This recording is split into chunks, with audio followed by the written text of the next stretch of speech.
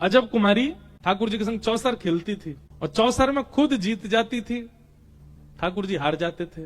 लेकिन एक बार उसने ऐसा प्रयास किया, उससे कोई जीत ही नहीं सकता था। वो ठाकुर जी के सामने चौसर खेलती और जैसे ठाकुर जी हारने वाले होते तो ऐसी चाल चलती, स्वयं हार जाती, ठाकुर जी को जिता देती। ठाकुर जी उससे इतने प्रसन्न हो गए। ठाकुर जी रहते तो मूर्तिमंत ही थे, लेकिन जैसे उसने ठाकुर जी को जिताया, स्वयं हार गई, ठाकुर जी प्रसन्न हो गए। बोले वरदान मांगो, तुमको क्या चाहिए? हमको पता है तुमने जो चाल चली है वो हमको जिताने के लिए चली, हार तो हम रहे थे, लेकिन तुमने जबरदस्ती खुद हार करके हमको जिता दिया। क्या चाहिए बताओ? अजब कुमारी ने कहा, आप मेवाड़ आ जाओ और मेवाड़ में विराजो। श्रीनाथ जी मेवाड़ आ गए और प्रयोजन कई बनाए, पर आए अजब कुमारी के लिए। ये क्या है? रास। रामदास बोठाना के लिए ठाकुर जी डाकोर जी चले गए। क्यों? बैलगाड़ी में बैठ के चले गए। ये क्या है? ये रास है। सीधी बात समझ गए सब लोग। आप प्रयासरत हो ठाकुर जी के लिए, वो रस है। ठाकुर जी प्रयासरत हो जाएं आपके लिए, वही रास है। हमारा कथा सुनना, नाम जप करना, कंठी पहनना, तिलक लगाना, एकादशी करना, गुरु निष्ठा का पालन करना, इन सब के पीछे एक ही उद्देश्य होना चाहिए, ठाकुर जी हमसे रास करें, हमारे साथ रास करें। ठाकुर जी हमारे यहां पधारे। तू है सखी बड़ भाग बड़े, गोपाल तेरे घर आवत हैं। भरी सभा में बैठे थे कहां? कौरवों के पास, द्वारिकाधीश। अब देखो, द्वारिकाधीश के लिए क्या कहा जाता है कि द्वारिकाधीश शांति दूत बनकर के गए थे कौरवों के पास। लेकिन अंतरंग बात तो कोई जानता नहीं। ठाकुर जी को शांति दूत बनने की आवश्यकता नहीं। भगवान क्या जानते नहीं कि कौरव मेरी बात मानेंगे नहीं? ठाकुर जी कौरवों के लिए गए ही नहीं है, ठाकुर जी तो विदुर जी के लिए गए थे। ठाकुर जी दिखा के क्या आ रहे हैं? शांति दूत बन के आए हैं, शांति प्रस्ताव लेकर के आए हैं। और भरी सभा में जब ठाकुर जी ने कहा कि भाई युद्ध मत करो, 5 गांव दे दो 5 पांडवों को, तब दुर्योधन ने अस्वीकार कर दिया, नहीं, सुचग्रही न दास्यामि बिना युद्धे न केशव, बिना युद्ध के सुई के नोक के बराबर भी जमीन नहीं दूंगा। ठाकुर जी को क्या ये बात पता नहीं थी? पता थी ठाकुर जी को दुर्योधन नहीं मानेगा। फिर क्यों गए? क्योंकि वो उनके लिए गए ही नहीं है।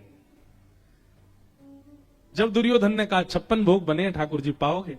भगवान बोले, अरे मेरा निमंत्रण कहीं और है, मैं पहले ही निमंत्रित करके आया हूं किसी और को कि मैं वहां जाऊंगा। दुर्योधन बोले, हमारे यहां आपको और कौन निमंत्रण दे सकता है? ठाकुर जी बोले, हमको विदुर काका ने निमंत्रण दिया, बहुत पीछे पड़े मेरे, बहुत हाथ पांव जोड़े, पैर पकड़ लिए थे इन्होंने मेरे कि मेरे यहां आना पड़ेगा। विदुर काका वहीं बैठे, बोले मैंने कब दिया इनको निमंत्रण? मैंने तो इनसे कभी नहीं कही मेरे घर आओ। और वहीं सभा में बैठे। अच्छा, ठाकुर जी अगर कह दें कि विदुर जी ने निमंत्रण दिया उनका, तो विदुर क्या मना करेंगे? विदुर जी के तो खून ठंडा पड़ गया, बोले मैंने कब निमंत्रण दिया? भगवान बोले, विदुर जी पैर में गिर गए मेरे यहां आना है आपको पाने के लिए। बेचारी विदुरानी जी खूब सारी सामग्री, सुबह जब मैं आ रहा था तो मुझे दिख गई थी सब्जी मंडी, सब्जी खरीद रही थी, मेरे लिए साग बना रही होंगी, व्यवस्था कर रही होंगी। उनके यहां नहीं पाऊंगा, तो आपके यहां तो मैं पालूंगा फिर कभी भी। अभी विदुर जी के यहां जाना है। विदुर जी चौकड़ी मार के भागे वहां से, बोले ये सब क्या हो रहा है? पत्नी ने मुझे नहीं बताया। घर जाके देखा तो विदुरानी तो स्नान कर रही थी। विदुर जी बोले, तुमने ठाकुर जी को निमंत्रण दिया? वो भीतर नाती नाती बोली, कौन से ठाकुर जी? बोले द्वारिकाधीश को।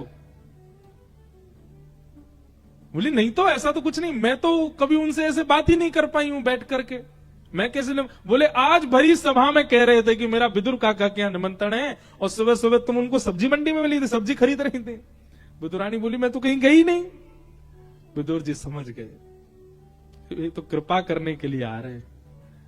देवी घर में कुछ है भी नहीं, क्या करें? आज पहली बार द्वारिकाधीश हमारी कुटिया पे आ रहे हैं, तुम जल्दी तैयारी करो, बाहर चौक पुराओ, सुंदर दिए जलाओ, सुंदर सुगंधी कर दो, मैं तब तक कुछ लेके तो आऊं उनके लिए, वो आ रहे हैं हमारे यहां। विदुर जी थैला लेके भागे कुछ सामग्री लेने के लिए। विदुरानी भीतर से निकल के आई और बस गीले केश हैं, झटपटा रही हैं। ठाकुर जी आ रहे हैं, बिल्कुल तन की स्थिति ऐसी विलग हो गई। एक वो कीर्तन आया ना, राम आएंगे तो अंगना सजाऊंगी, राम आएंगे तो दीप जलाऊंगी, राम आएंगे तो ये, पर मुझे ऐसा लगता बहुत अच्छा भजन है, पर वास्तव में राम आएंगे तो आप कुछ भी नहीं कर पाओगे।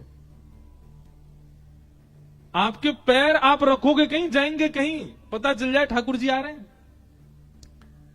विदुरानी तो अस्त व्यस्त वस्त्रों में घर भी ठीक करती जा रही है, झाड़ू भी ढंग से नहीं लगा पा रही है, और इतने में ही गेट खटखटा दिया ठाकुर जी ने, खोलो। दौड़ करके जैसे ही गई विदुरानी, और जैसे ही द्वार खोले हैं, शंख चक्र गदा पद्मधारी कमल नयन भगवान, कमल मुख, सुंदर सुंदर मुकुट धारण करके, आहा चंदन की सुगंधी महक रही है, मंद मंद बांकी मुस्कान से खड़े हैं और विदुरानी जी को दर्शन दे रहे हैं।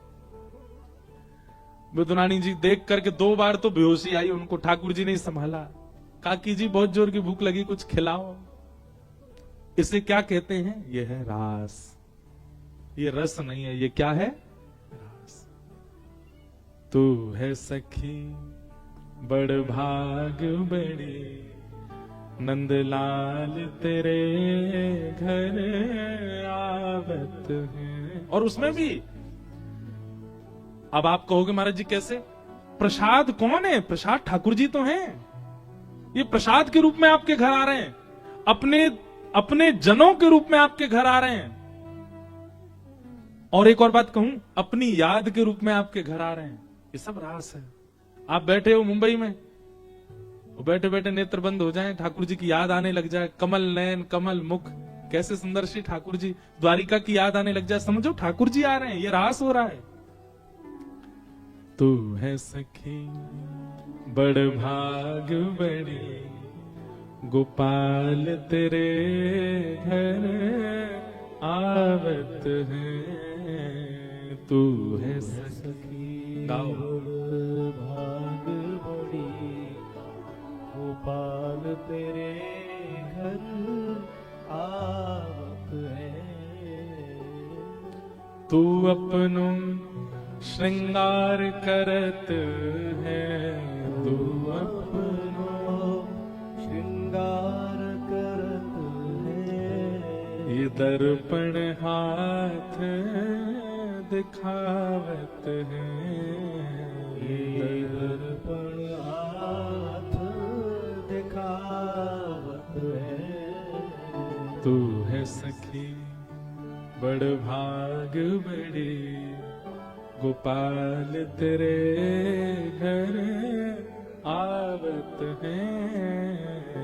तू है सखी बड़ भाग बड़ी, गोपाल तेरे घर आवत है। हमारे महाराष्ट्र में एक हुई जनाबाई, जनाबाई का नाम सुना?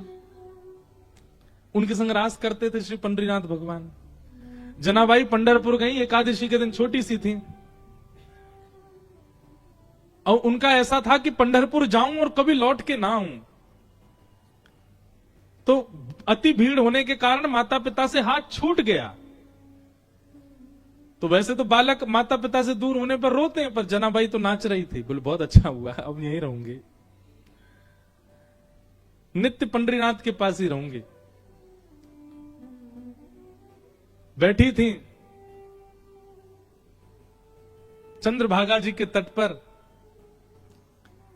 और रो रही थी, इसलिए नहीं कि माता पिता दूर हो गए। हे पंडरीनाथ कब मिलोगे? हे विठल मुझे कब मिलोगे? विठल मुझसे कब मिलेगा? विठल मेरा कब होगा? विठल मेरे पास कब आएगा? रोती जा रही है। बहुत सुंदर चरित्र है श्री जनाबाई जी का। तब आप नामदेव महाराज जी के यहां गई, वहां रह करके आप उनके यहां सेवा करती, पूरे घर की सेवा करती, सबकी सेवा करती। और जब सब निवृत्त हो जाते तब रात में चक्की पीसते पीसते पंडरीनाथ को याद करती, विठलनाथ को याद करती। एक दिन ठाकुर जी आपके इस भाव पर इतने रीझ गए, ठाकुर जी आ गए और ठाकुर जी इतने भावुक हो गए, पूरे दिन पूरे घर की सेवा करती है, सबके लिए भोजन बनाती, सबका बर्तन मांजती, सबके कपड़े आदि व्यवस्थित करती, और सबसे निवृत्त होकर रात में चक्की पीसती और मेरे को याद करती है। बहुत थक गई होगी, इसको थोड़ा आराम मिल जाए। ठाकुर जी सामने बैठ गए और जनाबाई जो चक्की पीस रही थी उसी पे अपना हाथ रख के ठाकुर जी पिसवाने लगे। जनाबाई को थोड़ा आराम सा लगने लगा, हाथ में चक्की चल रही थी, धीमे धीमे हाथ छूट गया, थोड़ी सहज सी हो गई, तभी देखा चक्की तो अपने आप चल रही है। नेत्र खोल करके देखा तो साक्षात पंडरीनाथ सामने बैठे और बैठ करके चक्की पुसवा रहे जनाबाई के साथ। नेत्र सजल हो गए जनाबाई के। अब तो रोज आते हैं ठाकुर जी, रोज चक्की पुसवाते हैं जनाबाई के साथ।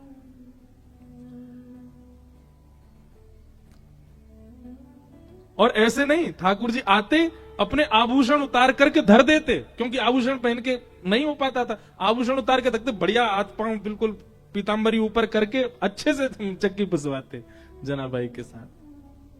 इसे क्या कहते हैं? ये रास है। हम कथा इसीलिए सुन रहे हैं कि हम रास की स्थिति में जा सकें, हमें भी कभी रास का अनुभव हो। रास का मतलब नृत्य नहीं होता, पर हां, जब रास होगा तो नृत्य करने लगोगे। जब ठाकुर जी आ जाएंगे सहज भाव से, तो फिर क्या करोगे? फिर तो नृत्य ही बनेगा।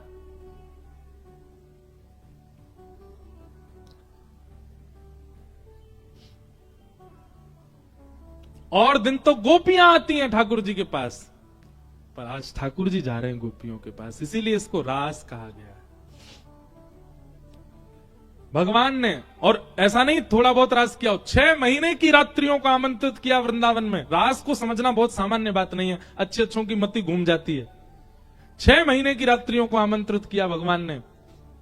6 महीने तक ब्रजवासी सोते ही रहे, रात ही रही, और ठाकुर जी का रास चलता रहा। ऐसी योग माया। मतलब देते भी हैं तो नैकाद नहीं देते, पूरा पूरा देते हैं। मैं एक बात कहता हूं, हमारे ठाकुर जी की गणित बहुत कच्ची है। ठाकुर जी को केवल 2 ही चीज आती है गणित में, सब्सट्रैक्शन और एडिशन, बस यही आता है।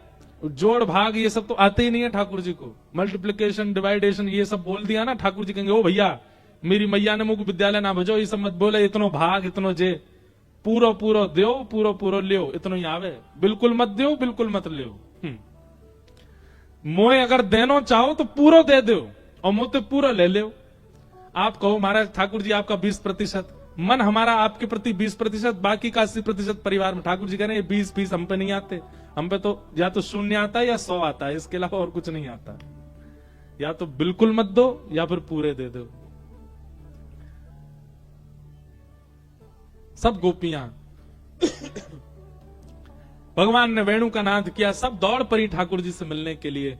योग माया गोपियों का रूप धारण करके एक एक घर में विराजमान है। सबको लग रहा है हमारी बहू बेटियां घर में ही हैं, पर नहीं, वास्तविक रूप से सब ठाकुर जी के संग रास में। भगवान के समीप पहुंची, ठाकुर जी ने वेणु वाद्य पूर्ण करके गोपियों से कहा अपने आने का कारण बताओ। गोपियां बोली आपने निमंत्रण दिया था, और निमंत्रण देने के बाद अभी वंशी में भी आपने क्लीम शब्द बोल करके, ध्वनि नहीं बजी है, शब्द था, अरे चल गोपी तेरी प्रतीक्षा कर रहे हैं ठाकुर जी, और हम सब छोड़ छाड़ के आ गए, तुमसे कह रहे हो क्यों आई हो, आपने ही तो बुलाया था। भगवान ने यहां पर परीक्षा लेने के लिए 10 श्लोकों में गोपियों से कहा चली जाओ। गोपियों ने उत्तर में 11 श्लोकों में प्रणय गीत गाया।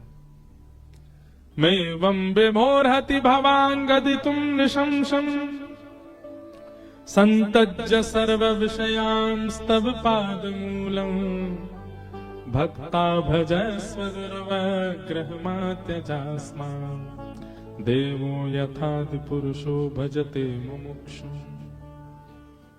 गोपियों ने स्तुति गाई, ठाकुर जी ने उनके साथ रास किया, पर रास करते करते गोपियों को अभिमान हो गया। ठाकुर जी जब सरल हो जाते हैं, सहज हो जाते हैं, तो हम में कहीं ना कहीं सूक्ष्म अभिमान आ जाता है। हम तिलक लगाते हैं, कंठी पहनते हैं, कथा सुनते हैं, कथा सुनाते हैं, इसका भी हमको अभिमान हो जाता है। देखो 7 दिन 3 घंटे रोज एक आसन पर बैठ के मैंने कथा सुन ली, ये भी एक अभिमान है। मैं बिना तिलक के नहीं रहता, ये भी एक अभिमान है। मैं ऑनियन गार्लिक नहीं खाता, ये भी एक अभिमान है। मैं रोज गीता जी का पाठ करता हूं, ये भी एक अभिमान है। इतना सूक्ष्म अहमत्व भी ठाकुर जी को प्रिय नहीं है। अहम शून्य बनना पड़ेगा उनकी प्राप्ति के लिए। गोपियों के लिए ठाकुर जी जैसे सहज हुए तो गोपियों को अभिमान हो गया, हम बहुत सुंदर हैं, इसलिए हमारे रूप पर ठाकुर जी मोहित हो गए। ठाकुर जी बोले अरे गोपियों, पूतना की सुंदरता पर सब मोहित हो गए थे। तब मैंने तो आंख खोल के भी नहीं देखा, तब तुमको पता नहीं चला कि मुझे रूप नहीं प्रभावित कर सकता। मुझे ऐसा लगता है कि हमारे ठाकुर जी एक ही रूप में क्यों रहते हैं, वो मूर्तिमंत क्यों रहते हैं, क्योंकि उनको हमारे मान की रक्षा करनी है, कहीं हमको अभिमान ना हो जाए। गोपियों को जैसे ही मान हुआ, ठाकुर जी को बहुत पीड़ा हुई। बंधुओं, प्रेमी को पीड़ा हो ऐसी क्रिया कभी मत करो। ठाकुर जी को आपके क्रोध से पीड़ा नहीं आएगी, आपके लोभ से पीड़ा नहीं आएगी, आपके काम से भी उनको पीड़ा नहीं आएगी, पर आप जब अहम करते हो तब ठाकुर जी को बहुत पीड़ा होती है। अहम क्यों? क्या तेरा कोई अस्तित्व है? ठाकुर जी बोलते हैं तू किस बात का अभिमान कर रहा है? तुम हो कुछ भी नहीं है, सब कुछ मेरी कृपा से है, फिर भी तुमको अभिमान, अहमत्व नहीं। द्वारिकाधीश मंदिर में 56 भोग कराइए, ध्वजा जी चढ़वाइए, ठाकुर जी का श्रृंगार बनवाइए, पर उसमें लेश मात्र भी ऐसा विचार नहीं करना है कि ये मैंने कराया है, ये मेरे द्वारा हुआ है। हमने बहुत अच्छा सूत्र लिया, हम जो भी कुछ कराते हैं सब में लाल जी का नाम है। पद कौन लिख रहे हैं? बोले लाल जी। ध्वजा जी कौन करवा रहे हैं? लाल जी। भंडारा कौन ने करवाया है? लाल जी। कथा कौन करवा रहे हैं? लाल जी। सब में लाल जी आगे, और फिर आप आनंद देखना, सब में लाल जी को आगे करो। अपने ठाकुर जी को एक नाम रख दो, उनके नाम से ही सारे ट्रस्ट फर्म सब कुछ हुआ। मैं लाल जी कमाई कर रहे हैं, लाल जी कर रहे हैं, लाल जी सब हो रहा है। पर भैया हाथ जोड़ के विनती, कोई गलत क्रिया करने वाले भगवान का नाम मत रख देना, हमारे लाल जी करवा रहे हैं सब। कोई जुआ खेलने जाए, पूछे भाई तो क्या किस नाम से जुआ खेलोगे? गिरधर लाल जी के नाम से खेलेंगे। ठाकुर जी महाराज वैसे तो वंशी वारे हैं, पर ऐसे वारे के लिए सुदर्शन ले लेंगे हाथ में। ऐसा नहीं करना।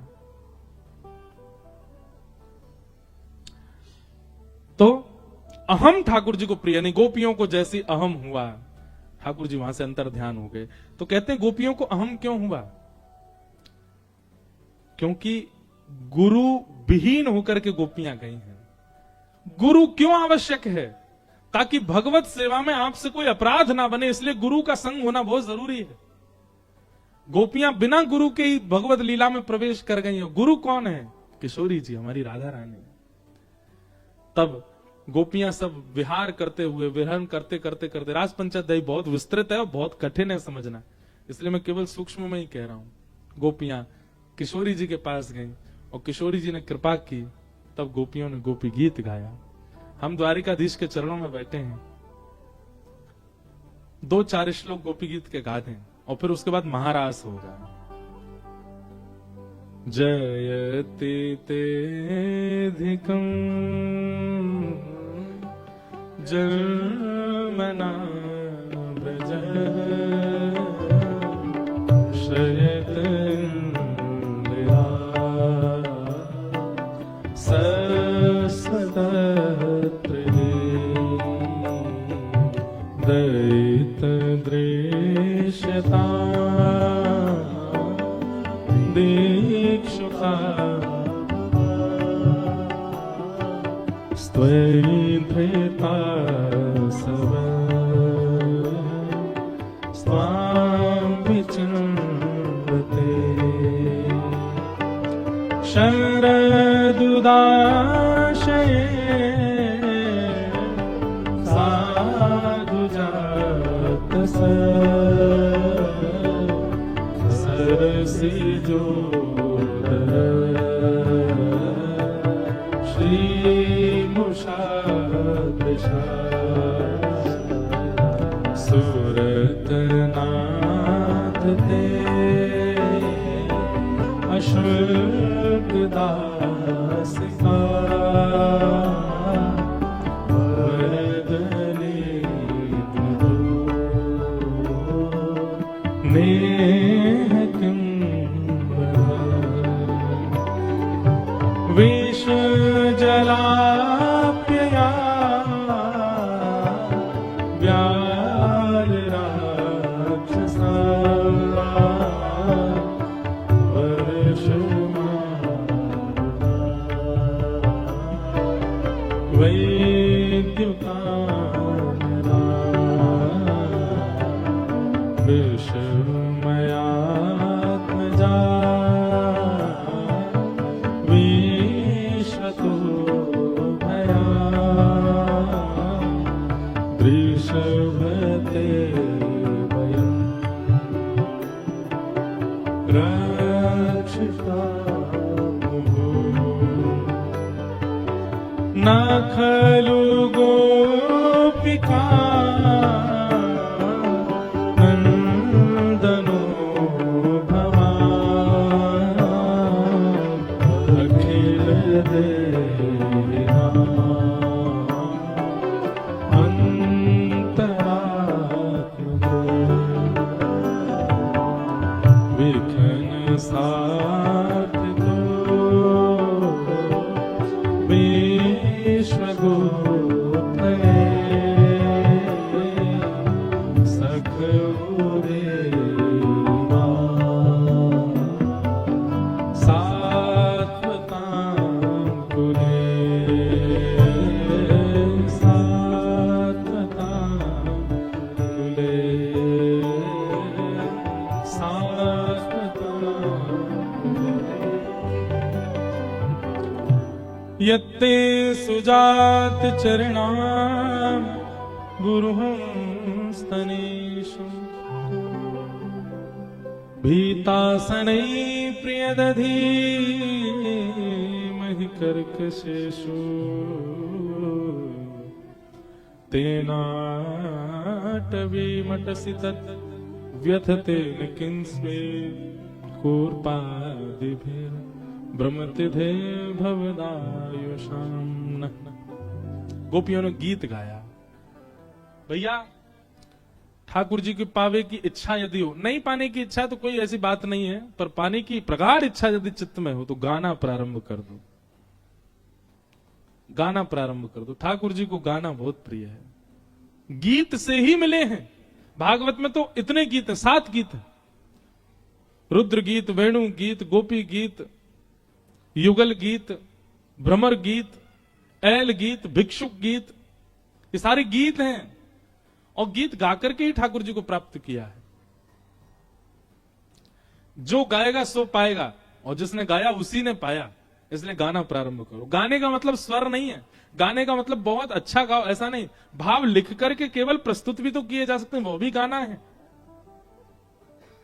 कुछ ना कुछ लिखना प्रारंभ करो। ठाकुर जी के प्रति क्या भाव आते हैं आपके चित्त में। हमने कल एक भाव सुनाया था ना, ब्रज को गोपाल बनो राजाधिराज, ब्रज को गोपाल बनो राजाधिराज। ऐसे लिखो। हम तो ऐसे चलते फिरते ठाकुर जी कृपा से बना देते कुछ भी भाव। गोपियों ने गोपी गीत गाया, और गीत विश्राम होते ही इति गोप्य प्रगायन्त्यः प्रलपस्त्यंश्च चित्रधा रुरुदुस्वस्वरं राजन् कृष्ण दर्शन लालसा। कृष्ण दर्शन लालसा, कृष्णोपासन लालसा, ये 2 बातें। ब्रज में जाओ कृष्ण दर्शन लालसा से, और द्वारिका में आओ कृष्णोपासन लालसा। द्वारिका उपासना पद्धति सिखाएगा।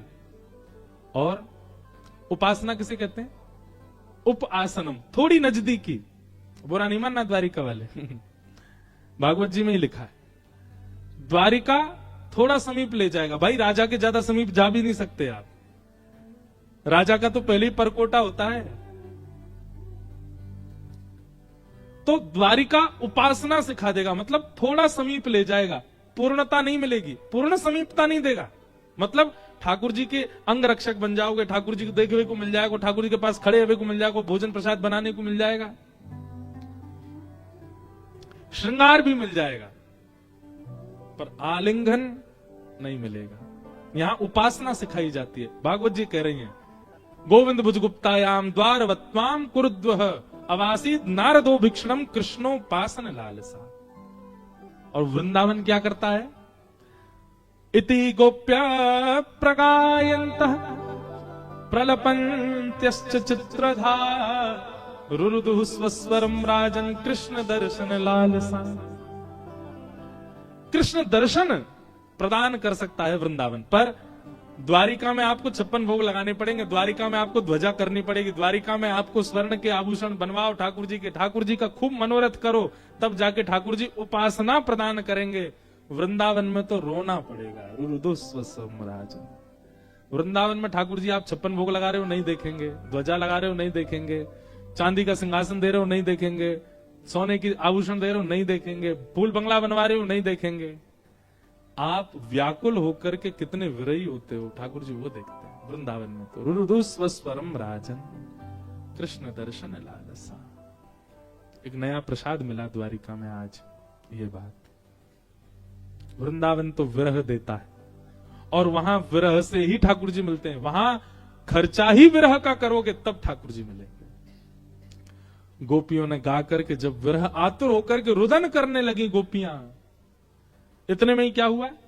ताशामाविर्भूत सौरी स्मयमाय मुखाम्बुज पीतांबर सगवी साक्षान मनमथ मनमथ।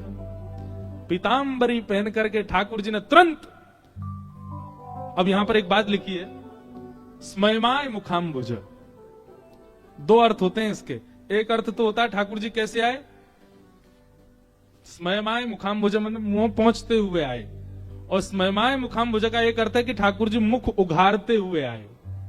दोनों अर्थ समझो। मुख पहुंचते हुए आए का मतलब क्या है? ठाकुर जी कुछ खाने गए थे, भूख लग रही थी, तो क्या खाने गए? बोले गोपियों के चित्त में जो मान था उसको खाने गए। सब गोपियों का जब मान खा लिया और जब व्यक्ति का भोजन पूरा होता तभी भोजन मुख पहुंचता, मतलब एक एक गोपी का मान खत्म हो गया। ठाकुर जी ने सबके मान खा लिए तो स्मयमाय मुखाम्बुज। ठाकुर जी ने बताया हाँ अब सबरी मान रहित हो गई। और दूसरा अर्थ तो बहुत ही अच्छा, बोले क्या? स्मयमाय मुखाम्बुज, अपना मुख उघार के ठाकुर जी आए। मतलब गोपियों को जैसे मान हुआ, ठाकुर जी अंतर ध्यान थोड़े हुए, तो क्या किया? कितनी गोपियां थी? करोड़ों गोपियां और एक कृष्ण। इतने में ठाकुर जी ने क्या किया?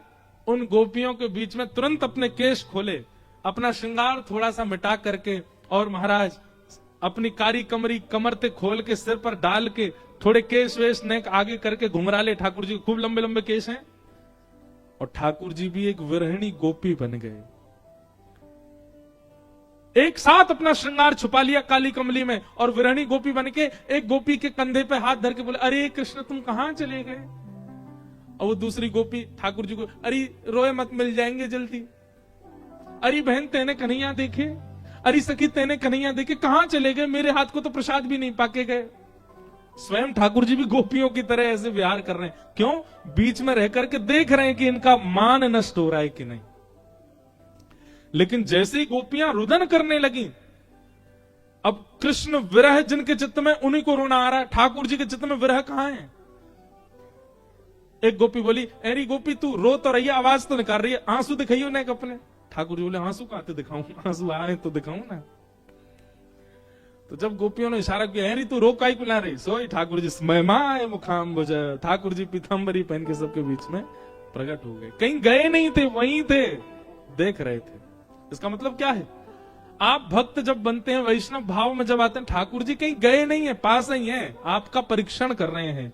जैसे ही योग्य दिखोगे, स्मयमाय मुखाम्बुज, मुखाम्बुज खोल के ठाकुर जी आ जाएंगे। गोपियों ने सबने ठाकुर जी को पकड़ लिया, और जितनी गोपी थी उतने रूप ठाकुर जी ने धारण कर लिए। राधा नाचे कृष्ण नाचे, नाचे गोपी जन, राधा नाचे कृष्ण नाचे। भैया हमारा सौभाग्य है कि हम वृंदावन से आए हैं और गोमती सागर तट पर रास बिहार गा रहे हैं ठाकुर जी को। इसलिए सब लोग ये भाव रखो कि हम भी एक गोपी हैं, और श्री द्वारिकाधीश की भुजा पकड़ के हम भी उनके साथ नृत्य कर रहे। वैसे देखो हम नृत्य के लिए कोई प्रेरणा नहीं देते, पर इस रास में तो नृत्य करना पड़ेगा सबको। और रास में जो नृत्य करेगा उसको 84 लाख योनियों में नृत्य नहीं करना पड़ता था। लेकिन नाचने की भावना से नृत्य मत कीजिएगा, नेत्र बंद करके भाव रखो कि श्री श्याम सुंदर के साथ हम नृत्य कर रहे हैं। राधा नाचे कृष्ण नाचे, नाचे गोपी जन, नाचे कृष्ण नाचे, नाचे गोपी जन, ओ राधा नाचे कृष्ण नाचे, नाचे गोपी जन, राधा क्योंकि मन मेरा बन गया सखी रे पावन वृंदावन। मन मेरा बन गया सखी रे पावन वृंदावन। मन मेरा बन गया सखी रे पावन वृंदावन। मन मेरा बन गया सखी रे पावन। ओ राधा नाचे कृष्ण नाचे नाचे गोपीजन। राधा नाचे कृष्ण नाचे नाचे गोपीजन। ओ राधा नाचे कृष्ण नाचे नाचे गोपीजन। राधा नाचे कृष्ण नाचे नाचे गोपीजन। क्योंकि मन मेरा बन गया सखी रे पावन वृंदावन। मन मेरा बन गया सखी रे पावन वृंदावन। हे यमुना भी नाचे गंगा नाच नाच नदी गण। यमुना भी नाचे गंगा नाचे नाचे नदी गण। गोमती भी नाचे यमुना नाच नाच नदी गण। गोमती भी नाचे यमुना नाचे नाचे नदी गण। क्योंकि मन मेरा बन गया सखी रे पावन वृंदावन। मन मेरा बन गया सखी रे पावन वृंदावन। मन मेरा बन गया सखी रे पावन वृंदावन। मन मेरा बन गया सखी रे पावन वृंदावन। क्योंकि मन मेरा बन गया सखी रे पावन वृंदावन। मन मेरा बन गया सखी रे पावन वृंदावन। ओ मन मेरा बन गया सखी रे पावन वृंदावन। मन मेरा बन गया सखी रे पावन वृंदावन। हे राधा नाचे कृष्ण नाचे नाचे गोपीजन। राधा नाचे कृष्ण नाचे नाचे गोपीजन। क्योंकि मन मेरा बन गया सखी रे पावन वृंदावन। ओ मन मेरा बन गया सखी रे पावन वृंदावन। हे वंशी वट पे यमुना तट पे कान्हा रास रचावे। वंशी वट पे यमुना तट पे कान्हा रास रचाए। ओ वंशी वट पे यमुना तट पे कान्हा रास रचावे। शिवट पे यमुना तट पे कान्हा रास रचाए। हे गोपी बन के शंकर आए गोपेश्वर कहलाए। गोपी बन के शंकर बोल गोपेश्वर महादेव की। गोपी बन के शंकर आए गोपेश्वर कहलाए। हो गोपी बन के शंकर आए गोपेश्वर कहलाए। ओ डम डम डमरू बाजे कान्हा की मुरली पे। डम डम डमरू बाजे कान्हा की मुरली पे। डम डम डमरू बाजे कान्हा की मुरली पे। डम डम डमरू बाजे कान्हा की मुरली पे। ओ जग सारा नाचे रे श्याम संग राधा नाचे रे। राधा नाचे। ओ श्याम संग राधा नाचे रे। राधा नाचे। ओ राधा नाचे कृष्ण नाचे नाचे गोपीजन। राधा नाचे कृष्ण नाचे हे राधा नाचे कृष्ण नाचे नाचे गोपीजन। राधा नाचे क्योंकि मन मेरा बन गया सखी रे पावन वृंदावन। क्योंकि मन मेरा बन गया सखी रे पावन वृंदावन। बलरासाश्वर भगवान की।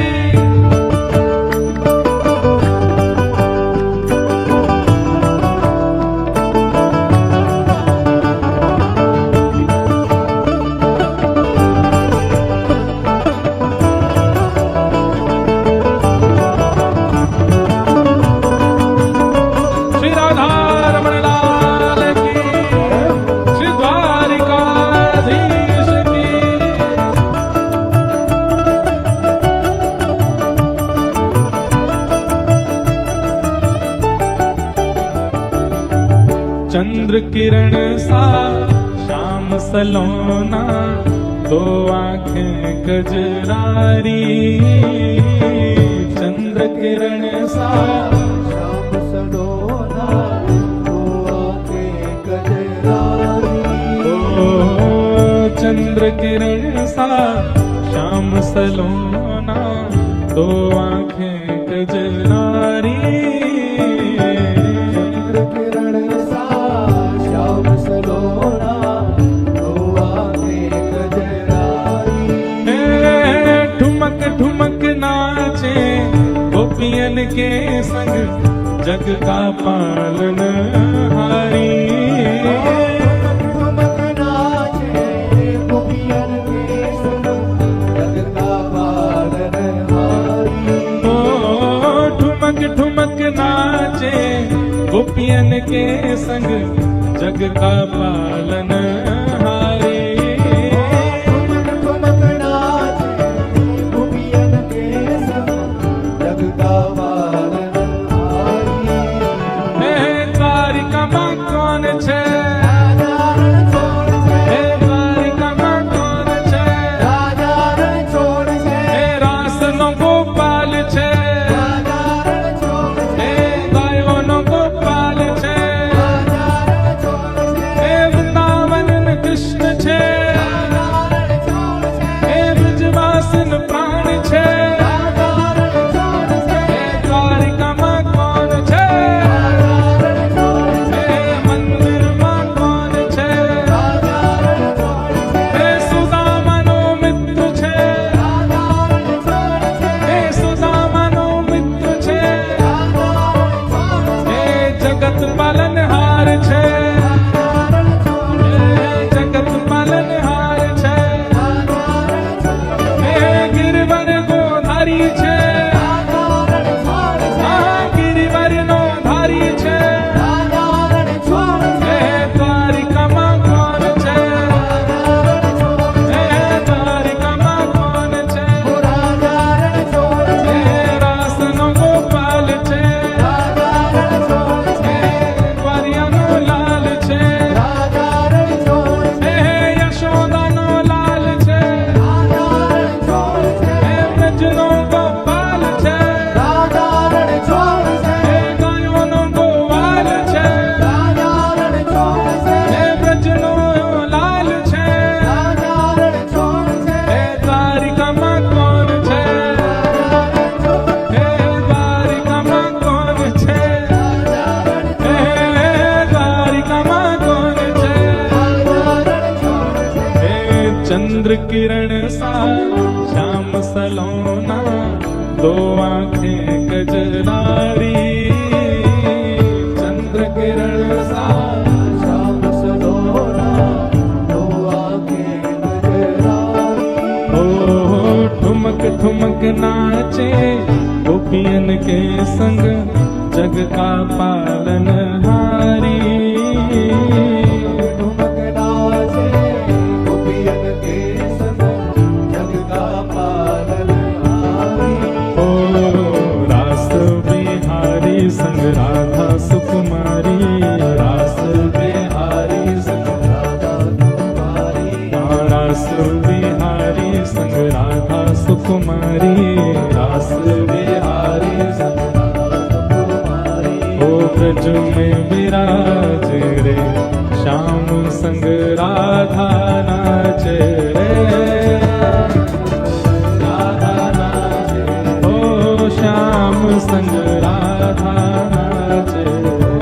श्याम संग राधा नाचे, ओ श्याम संग राधा नाचे। श्याम संग राधा नाचे, हे श्याम संग राधा नाचे। श्याम संग राधा नाचे। यमुना किनारे महारास रचो है, यमुना किनारे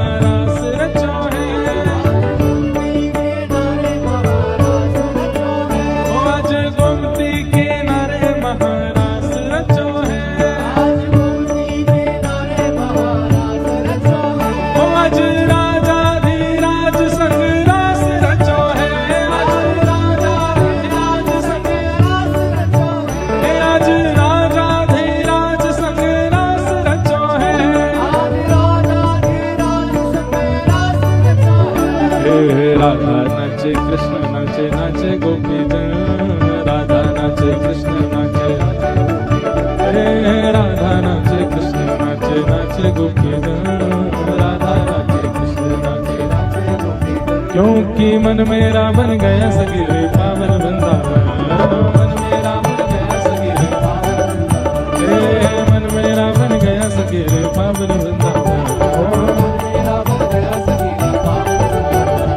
सूरज भी नाचे चंदा नाचे नाचे तारा गण, सूरज भी नाचे चंदा नाचे नाचे तारा गण, सूरज भी नाचे चंदा नाचे नाचे तारा गण, सूरज भी नाचे चंदा नाचे नाचे तारा गण, ब्रह्मा भी नाचे शंकर नाचे नाचे देवगण, ब्रह्मा भी नाचे शंकर नाचे नाचे देवगण, हाँ ब्रह्मा भी नाचे शंकर नाचे नाचे देवगण, ब्रह्मा भी नाचे शंकर नाचे नाचे देवगण, क्योंकि मन मेरा बन गया सखी पावन वृंदावन, मन मेरा बन गया सखी पावन वृंदावन, मन मेरा बन गया सखी पावन वृंदावन, मन मेरा बन गया सखी पावन वृंदावन, यमुना किनारे महाराज रचो है, यमुना किनारे महाराज रचो है, आज गोमती किनारे महाराज रचो है, गोमती किनारे महाराज रचो है, राजाधिराज संग रास रचो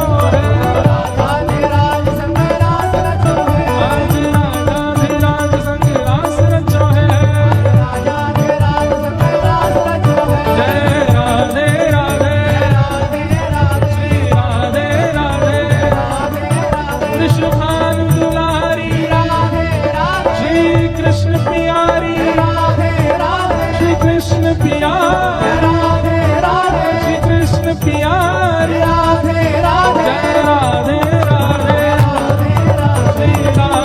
राधे जय राधे राधे श्री राधे राधे जय राधे राधे राधे राधे जय राधे राधे श्री राधे राधे जय जय राधे राधे श्री राधे राधे जय राधे राधे श्री राधे राधे जय जय श्री राम जय जय श्री राम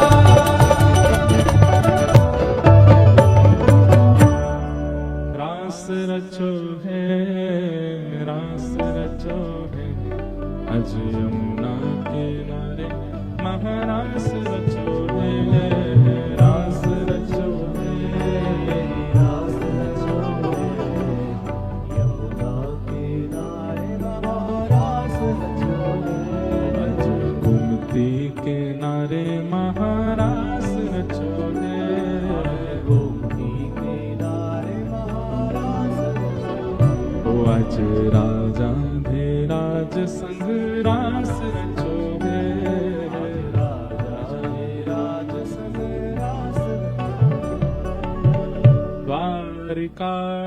द्वारिकाधीश की जय। ऐसा रास बिहार ठाकुर जी ने किया वृंदावन में, सब गोपियां। फिर कहूंगा रास का मतलब नृत्य नहीं है, रास का मतलब है सहजता। ठाकुर जी इतने सहज हो रहे हैं गोपियों के लिए, उनके साथ नृत्य कर रहे हैं, उनके साथ प्रसाद पा रहे हैं, उनके साथ बैठे। अब ठाकुर जी इतने सहज हो जाएं तो नृत्य हो नहीं लगेगा। मानव को जब आनंद की अतीत में प्रवेश करता है तो उसका तन थिरकता ही है, ना नाचना जानने वाला भी नाचने लगता है। इसलिए नृत्य प्रधान कहीं कहीं हो जाता है, परंतु रास का मतलब नृत्य नहीं है। और जब ठाकुर जी की सहजता का दर्शन किया तो देवता भी आ गए, गंधर्व भी आ गए, तारामंडल भी आ गए, नदियां भी आ गई, देवादिदेव महादेव भी आ गए, सब रास करने लगे। और देखो सब गोपी बन के ही रास कर रहे हैं। महादेव भी गोपी बन के बैठे, ब्रह्मा भी गोपी बन के आए हैं, सूरज चंद्र सब गोपी बन के आए हैं। इसीलिए करोड़ों असंख्य गोपियां हो गई। असंख्य कहां से हो गए? 33 कोटि देवता भी गोपी बन के आए हैं वृंदावन में, सब रास कर रहे हैं। सबके लिए ठाकुर जी सहज हो गए। एक बात